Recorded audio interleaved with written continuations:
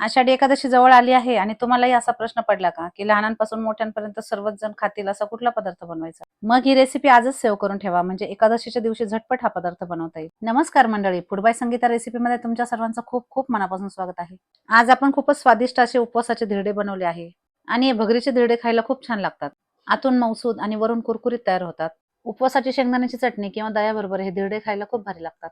आणि गरम गरम धिरडे जर तुम्ही दह्याबरोबर खायला घेतले ना, की तुमचा हातच थांबणार नाही, इतके खायला भारी लागतात. उपवास करायला सगळ्यांनाच आवडतो, पण उपवासामध्ये काय खायचं हा मोठा प्रश्न असतो आणि बऱ्याच जणांना साबुदाण्याची खिचडी खाल्ली की त्रास होतो. अशा वेळेला तुम्ही जर हे भगरीचे धिरडे बनवले तर लहानांपासून मोठ्यांपर्यंत सगळेच जण खूपच आवडीने खातील. चला तर मग तुम्ही सुद्धा माझ्या या पद्धतीने एकदा हे भगरीचे धिरडे बनवा. हो, पण कसे झाले, तुम्हाला आवडले का, हे मला कमेंट करून नक्की सांगा. तर भगरीचे धिरडे बनवण्यासाठी सगळ्यात आधी इथे आपण साबुदाणा आणि भगर घेतली. तर इथे आपण भगर आणि साबुदाणा 2 तास आधी भिजत घातला होता. आता भगर आणि साबुदाणा किती घ्यायचा? तर 1 वाटी जर भगर असेल तर अर्धी वाटी साबुदाणा घ्यायचा. म्हणजे जेवढी भगर घेतली त्याच्या निम्मा साबुदाणा घेतला. 2 ते 3 पाण्याने हे दोन्ही साहित्य धुवून घेतल्यानंतर जास्त पाणी घालून भिजत घातले होते. आता काय करायचं, यातलं जे जास्तीचं पाणी आहे ते काढून टाकायचं आणि हे दोन्ही साहित्य मिक्सरमध्ये घालायचं. 1 वाटी भगर, अर्धी वाटी साबुदाणा घेतला. पण जर तुम्हाला साबुदाणा कमी करायचा असेल तर 1 ते 2 चमचे साबुदाणा कमी केला तरी चालेल. हो, पण जास्त कमी नाही घ्यायचं बरं का, नाहीतर काय होतं, धिरडे बनवताना त्याचे तुकडे होतात, नाहीतर तव्याला चिटकून बसतात. आता आपल्याला यामध्ये बटाटा घालायचा आहे, तर काय केलं, 3 मीडियम साईजचे बटाटे उकडून घेतले, नंतर त्याची सालं काढून घेतली आणि अशा पद्धतीने कुस्करून हे बटाटे मिक्सरच्या भांड्यामध्ये घालायचे. खरं तर घाईच्या वेळेला जर आपल्याला वेळ नसेल किंवा आपण बटाटे उकडायला विसरलो, तर यामध्ये कच्चा बटाटा सुद्धा घालू शकतो. पण जर तुमच्याकडे वेळ असेल तर बटाटा उकडूनच घ्या, कारण उकडलेल्या बटाट्याची धिरडे चवीला जरा जास्त भारी लागतात. आता यामध्ये 7 ते 8 हिरव्या मिरच्या घातल्या, त्याचबरोबर पाऊण वाटी शेंगदाणे घातले. आता यामध्ये अगदी थोडं पाणी घालायचं आणि मिक्सरमध्ये याची बारीक पेस्ट तयार करून घ्यायची. यामध्ये आपल्याला पाणी जास्त नाही घालायचं. अगदी 1 ते 1.5 कप पाणी घालायचं आणि सगळं मिश्रण चांगलं एकजीव करून घ्यायचं.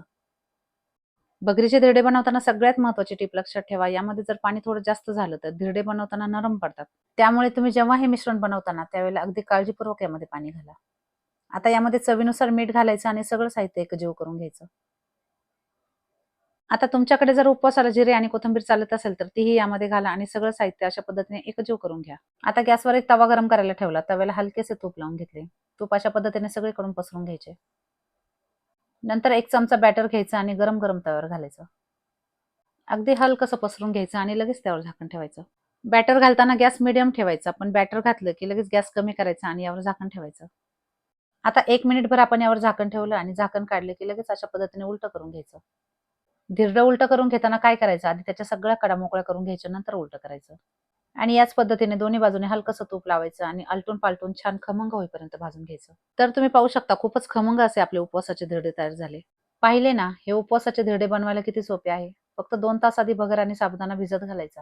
आता धिरडे बनवताना दुसरी महत्त्वाची टिप म्हणजे धिरडे बनवताना आपल्याला नॉनस्टिकचा तवा किंवा नॉनस्टिकचा पॅनच ठेवायचा आहे. साध्या तव्यावर जर हे धिरडं बनवलं ना, तर तव्याला चिटकून बसतं. त्यामुळे नॉनस्टिकच्या तव्यावरच हे धिरडं बनवा. आता तिसरी आणि सगळ्यात महत्त्वाची टिप, धिरडं तव्यावर घातलं की लगेच त्यावर झाकण ठेवा. झाकण ठेवल्यामुळे काय होतं, धिरडं वाफेवर छान शिजतं आणि उलटं करायला सोपं पडतं.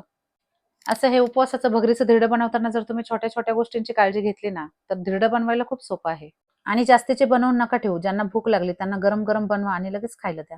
तुम्हाला जर हे उपवासाचे धिरडे आवडले असतील तर तुमच्या मित्रांना, नातेवाईकांना नक्की शेअर करा. व्हिडिओ आवडला असेल तर लाईक, शेअर आणि सबस्क्राईब करा. धन्यवाद.